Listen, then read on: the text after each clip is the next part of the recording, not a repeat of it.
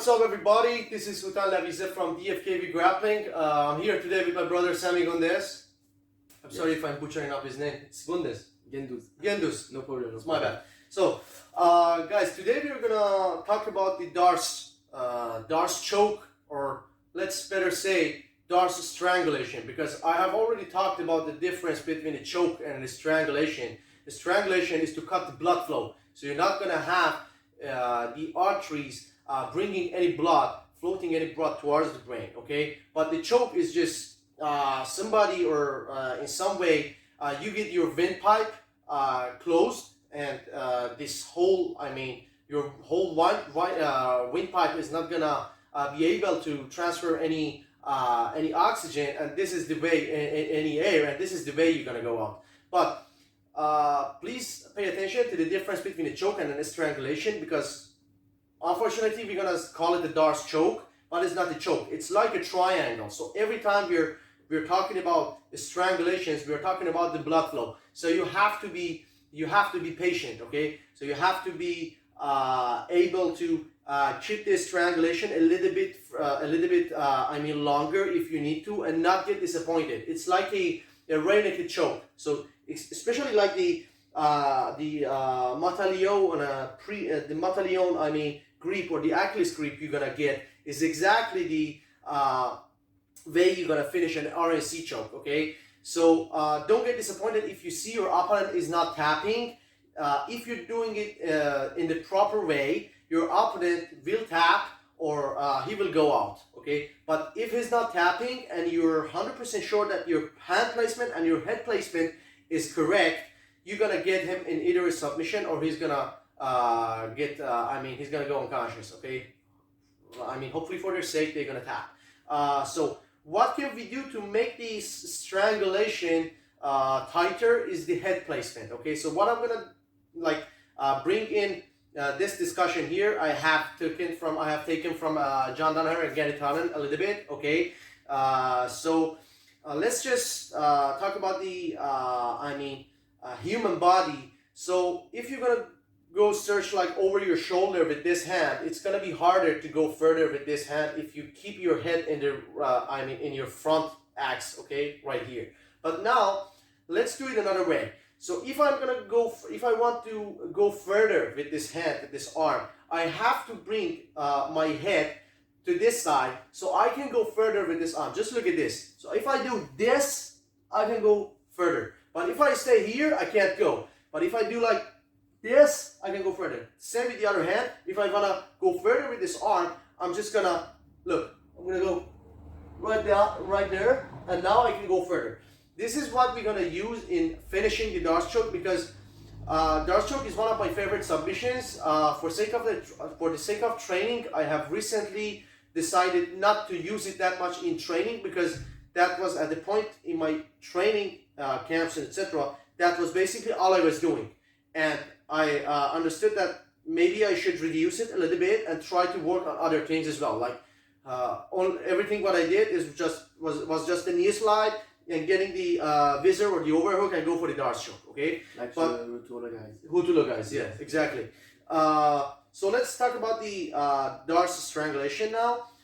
First of all, if people say if you have like long arms, it's easier for you. Yes, definitely that's right. But I believe even with the shorter arms, if you get the good placement, if you get the proper head placement, you're gonna get the finish. That's out of question. Okay. So now let's get to it.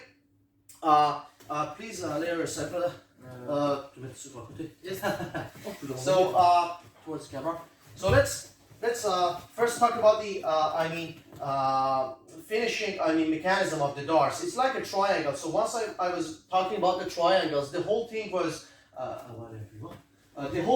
to insert this shoulder to this side of the artery right here, and to block the other artery from the other side. This is what we're gonna do most likely in Darces as well. Okay, so it's like a triangle. So what I'm gonna do is I'm gonna first show it in this position, so you can see the position of my hand. So what I'm gonna do, this hand is gonna come inside, okay? And one of the good signs when I'm trying to do a Darce, one of the good signs that tell me that I have a Darce locked and loaded, is if I can touch the guy's ear with my thumb right here, I feel that I'm good. Okay, so if I can do this, this is good for me.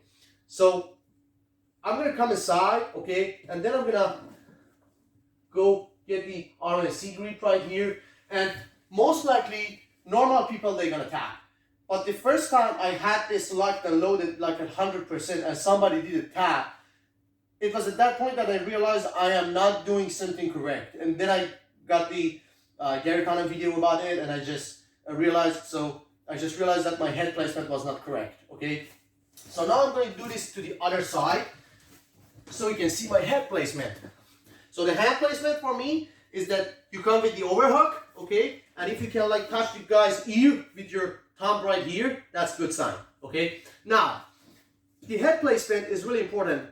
We're just gonna use the concept which I showed in the beginning of the video, the placement of your head. So if you're gonna go further with this arm, look my head, what my head is gonna do. The concept I showed was this. Now look at my head, how I'm gonna use it. So I'm gonna come inside and my head is gonna go to the other side, look. Now, this is different. Now, I'm gonna use the same concept which I just used with this hand. So I'm gonna come here, okay? And now, to go further, I'm gonna place my head, okay? So I'm gonna go like this, okay? So I come inside, head placement, then again, I'm gonna place my head once again, okay? So I'm gonna go, okay? Now, I'm starting to squeeze. Now, if your if your hand placement and your head placement is good enough, you're not gonna like get the body lock on him, or you're not gonna get his mount or start to finish from there. But sometimes people are tough, they don't want to tap, they're just gonna resist it to the last moment, etc., etc., etc.